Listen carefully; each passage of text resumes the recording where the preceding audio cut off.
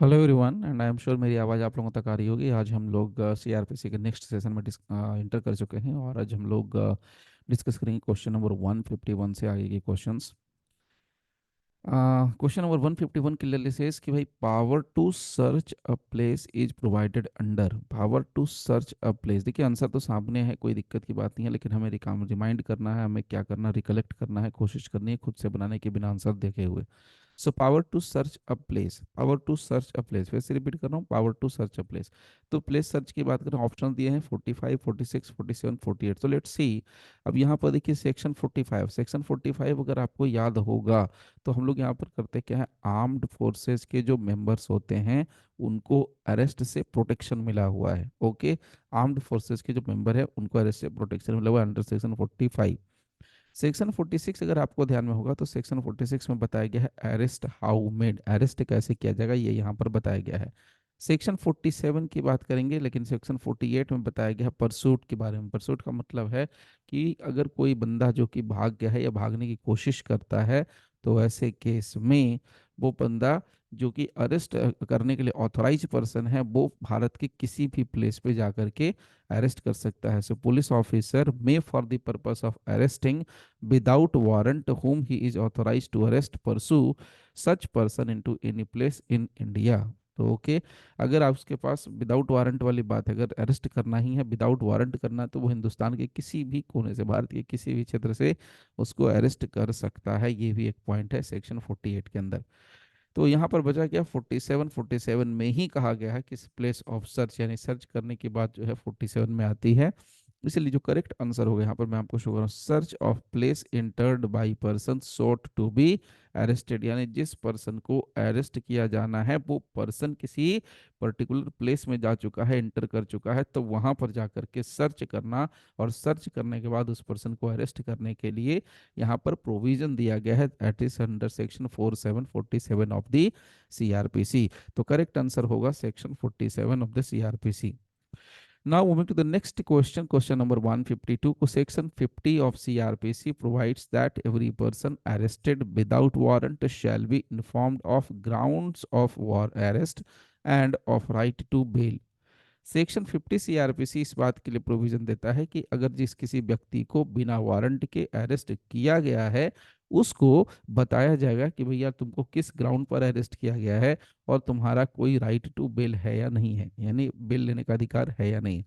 अगर किसी व्यक्ति को अरेस्ट किया गया है और ये जो इन्फॉर्मेशन है यानी सेक्शन 50 के अंदर जो दिया गया है वो इन्फॉर्मेशन अगर उसको नहीं दिया गया, उसको नहीं ऐसा बताया गया प्रोविजन, तो उसका क्या इफेक्ट पड़ने वाला है, उसका क्या इम्पैक्ट पड़ने वाला है अरेस्ट के ऊपर।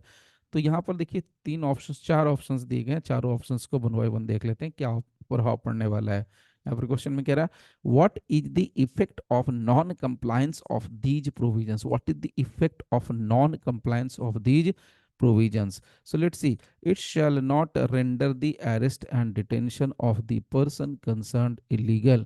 यहाँ बड़ा क्लियर कह रहा है कि जो अरेस्ट और डिटेंशन हुआ है पर्सन का वो इलीगल नहीं होगा, यहाँ शैल नॉट लगा हुआ है। दूसरा ऑप्शन कहता है even if the provisions of this sections are overlooked error may be corrected later. अगर मान लीजिए कि यहाँ पर ओवरलुक भी किया गया है प्रोविजंस को, सेक्शन 50 के प्रोविजंस को, फिर भी उसको क्या किया जा सकता है, बाद में करेक्ट किया जा सकता है। Number C option, it shall render the arrest and detention of the person concern illegal and shall enable the person arrested move for habeas corpus to obtain for release। तो यहाँ पर कहा गया है render the arrest and detention of the person concern illegal.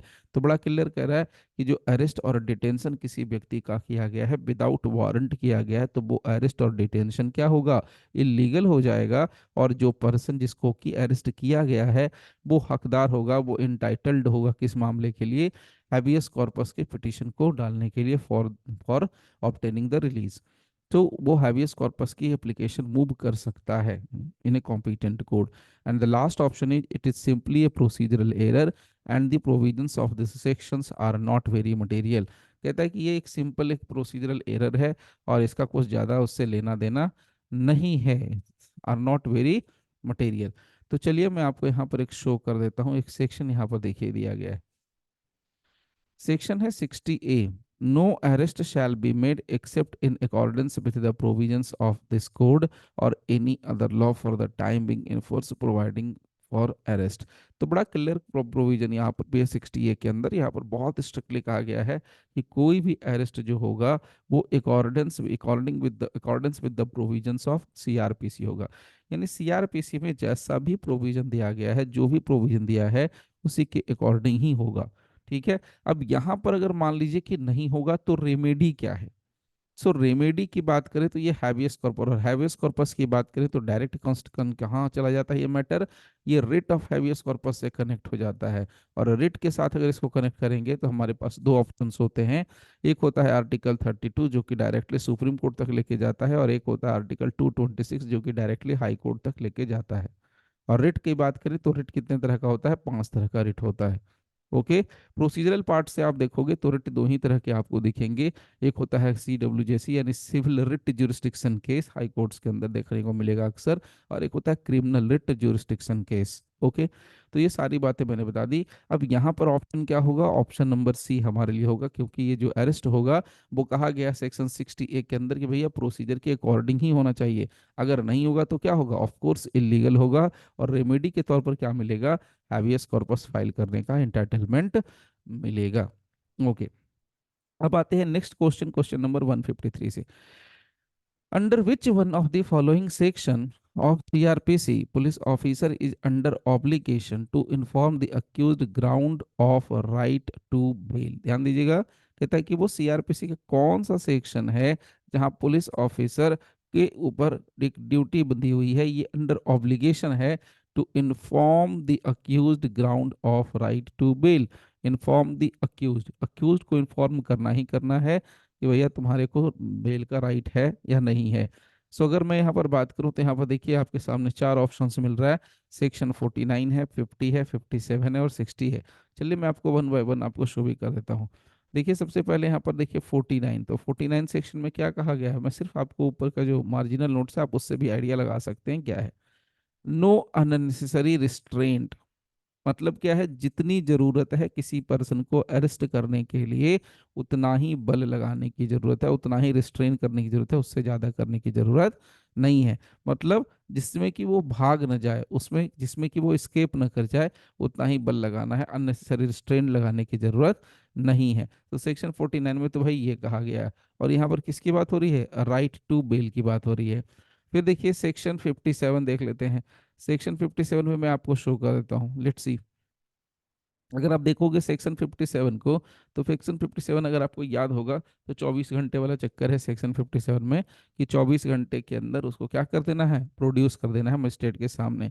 तो यहाँ पर वही पॉइंट यहाँ पर डिस्कस किया गया है, that is what is simply से यहाँ पर देखिए लिखा गया है, no police officer shall detain in custody a person arrested without warrant for a longer period than under all the circumstances of the case is reasonable.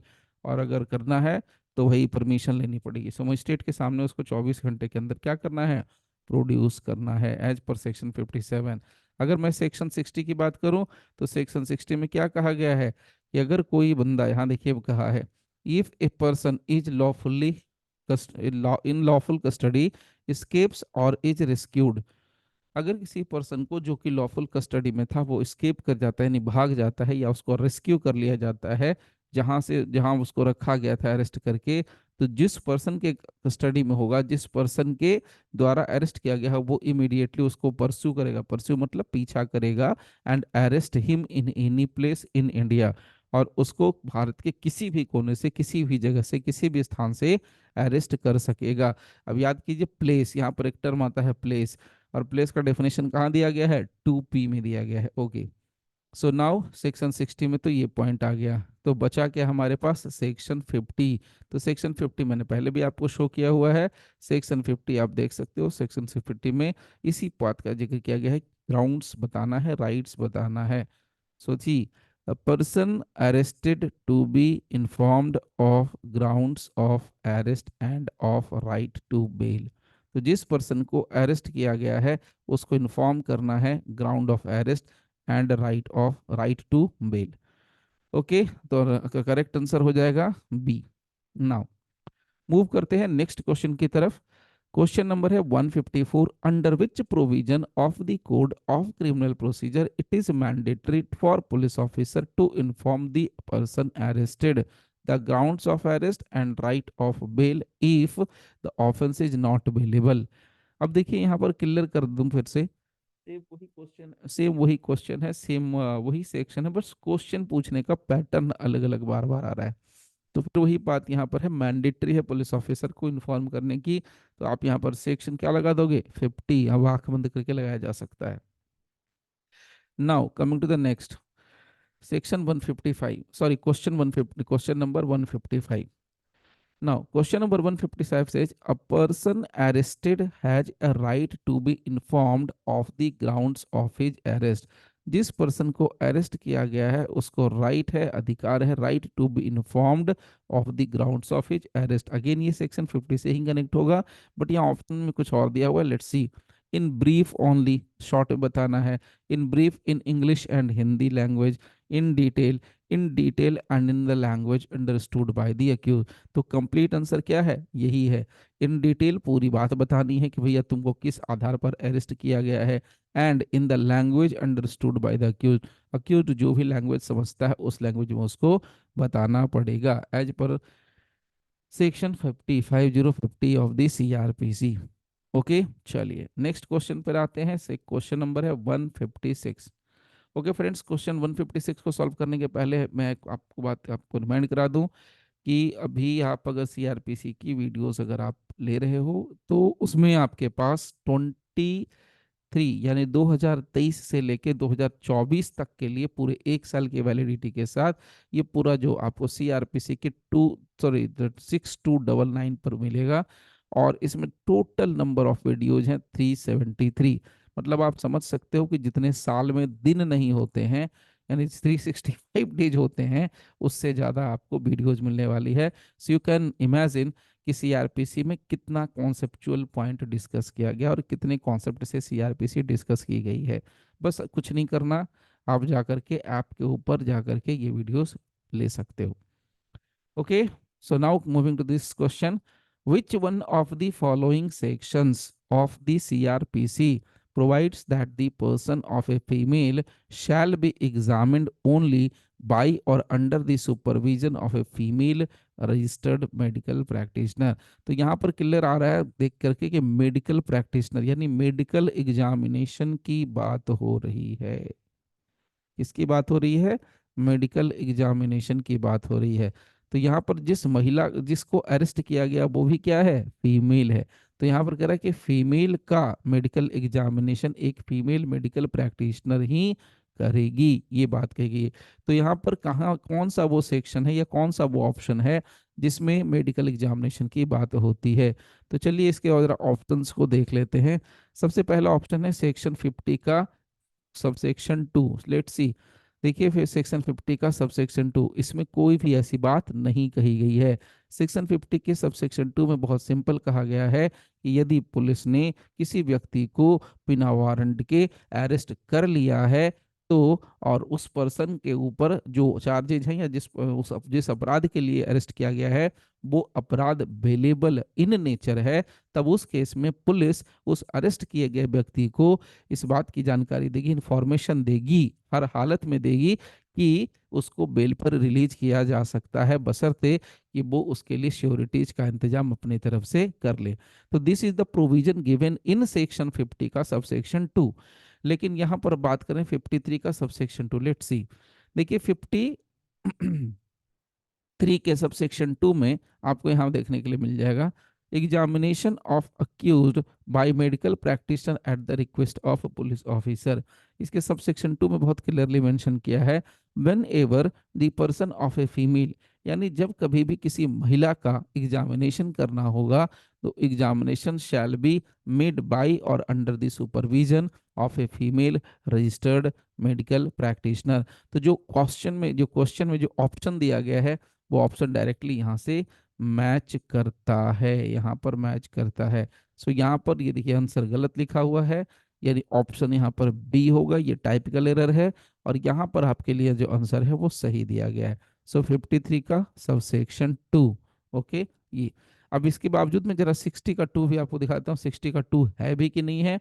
Let's see, देखिए हमारे पास आया सेक्शन 60, और 60 में सब सेक्शन 2 में बहुत simple है। ये कहा गया है कि जब व्यक्ति क्या होता है, भाग जाता है या उसको रेस्क्यू कर दिया जाता है, तो उस केस में उसका जो पीछा करते हुए भारत के किसी भी प्लेस से अरेस्ट किया जा सकता है एज पर सेक्शन 60 का सब सेक्शन 1। और सब सेक्शन 2 में बस इतना कहा गया है कि सेक्शन 47 के प्रोविजंस वैसे अरेस्ट पर अप्लीकेबल होंगे। और सेक्शन 47 को हम लोग कहते हैं खिड़की तोड़ दरवाजा तोड़ सेक्शन। इट मीन्स कि सेक्शन 47 में पावर है पुलिस को कि खिड़की तोड़ करके दरवाजा तोड़ करके उस बंदे को अरेस्ट किया जा सकता है जो बंदा अपने अरेस्ट से बच के भाग रहा है। Okay, so this is section number 60 का सब सेक्शन 2। आप यहाँ देखिए, यहाँ पर ऑप्शन में एक दे गया है सेक्शन 54। सेक्शन 54 का ऑप्शन क्या है वो भी मैं आपको सामने स्क्रीन पर दिखा देता हूँ। सेक्शन 54 में ऑप्शन दिया गया है examination of arrested person by medical officer. Examination of arrested person by medical officer, यानी कि किसी भी पर्सन को जिसको कि अरेस्ट किया गया है उसका एग्जामिनेशन एक मेडिकल ऑफिसर करेगा। और वो जो मेडिकल ऑफिसर करेगा वो या तो सेंट्रल गवर्नमेंट या स्टेट गवर्नमेंट के हॉस्पिटल में काम करना चाहिए, वो मेडिकल ऑफिसर होना चाहिए। अगर मान लीजिए मेडिकल ऑफिसर नहीं है तो ऐसे केस में रजिस्टर्ड मेडिकल प्रैक्टिशनर जो भी अवेलेबल हो उसके थ्रू वहां पर उसका मेडिकल एग्जामिनेशन होगा अरेस्टेड पर्सन का। तो ये था सेक्शन 54 का प्रोविजन। तो यहाँ पर मैंने आपको सारे प्रोविजंस बता दिए, लेकिन जो करेक्ट आंसर है वो कहाँ से मिलेगा, option number B section 53 sub section 2 की एक फीमेल को एक फीमेल ही क्या करेगी, मेडिकली एग्जामिन करेगी, या female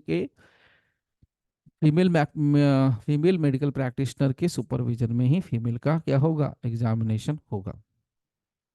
now moving to the next question number है 157। पुलिस में carry out personal search on an arrested person. So police जो है पर्सनल सर्च कर सकती है on an arrested person. Arrested person का सब पर्सनल सर्च करेगी किस सेक्शन के अंदर, तो option number 1 section 49, option number 2 section 50, option number C 51, option number D 52। Let's see, option number 49, option number A 49। तो अगर आपको ध्यान में होगा तो मैंने पहले भी बता रखा है और अभी फिर से रिपीट कर रहा हूँ। 49 में बस इतना कहा गया कि जितना जरूरी है किसी बंदे को अरेस्ट करके अपनी कस्टडी में रखने के लिए, डिटेन करके रखने के लिए, उतना ही बल उतना ही रिस्ट्रेंट करना है, उससे ज्यादा करना नहीं है। ये है question number sorry option number A section 49।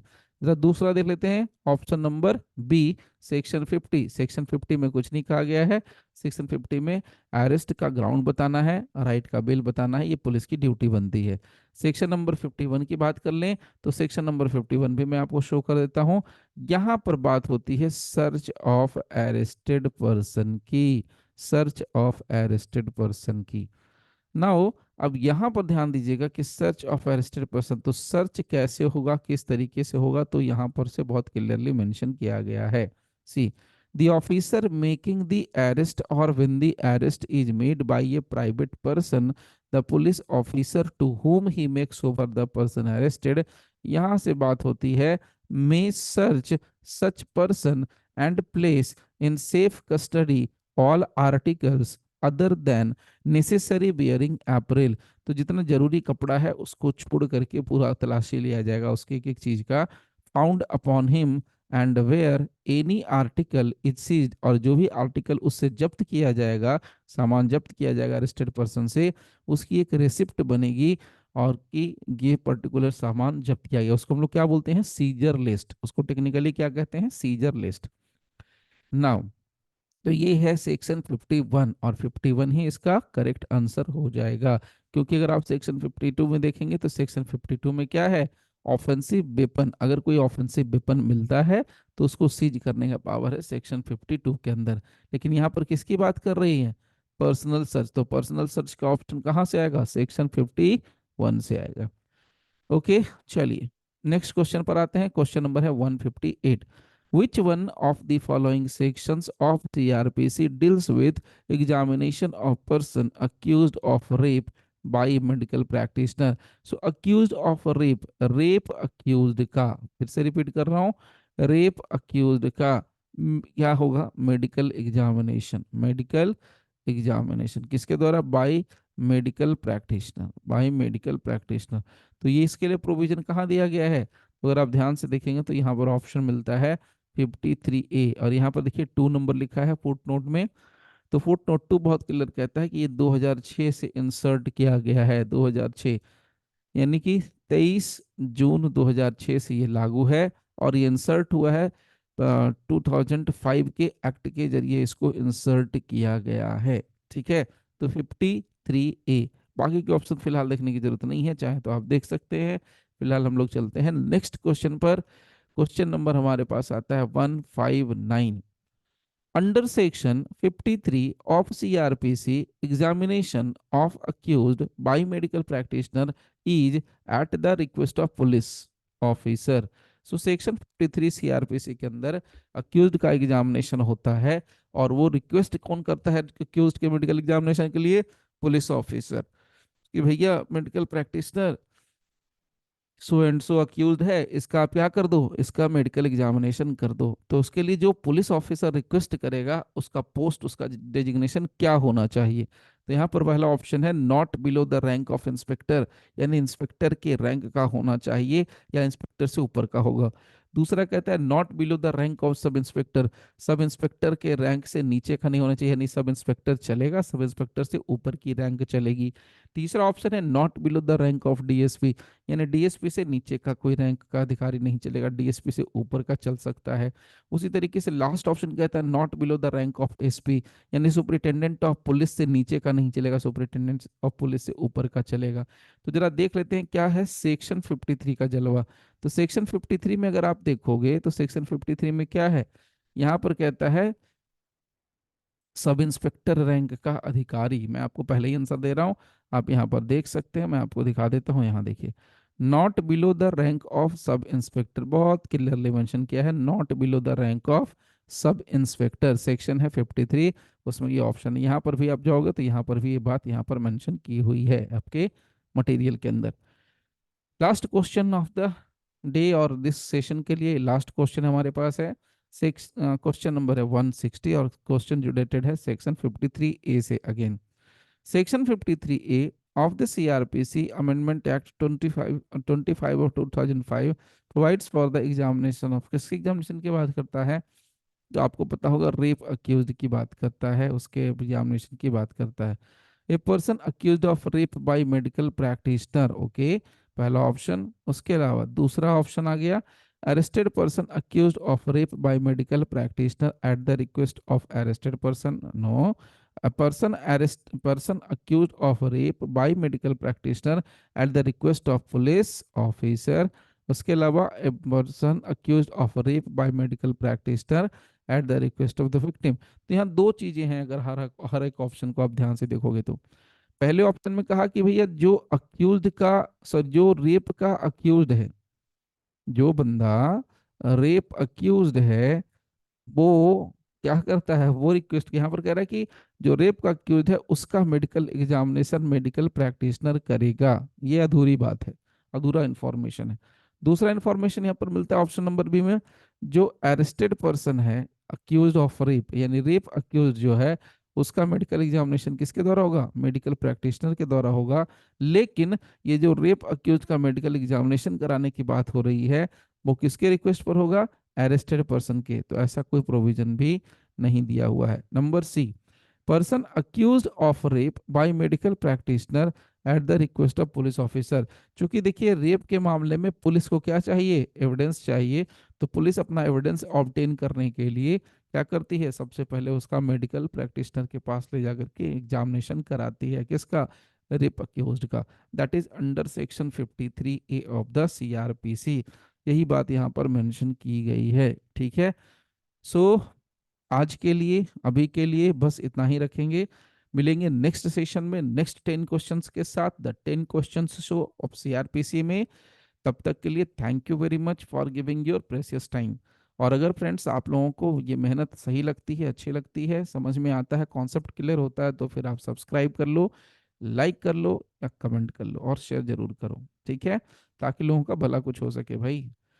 इसमें मैं सीआरपीसी पे सारे जो कॉन्सेप्ट्स है बहुत एक एक करके देने वाला हूँ। ओके, सो मिलते हैं फिर नेक्स्ट वीडियो में। Thank you everyone.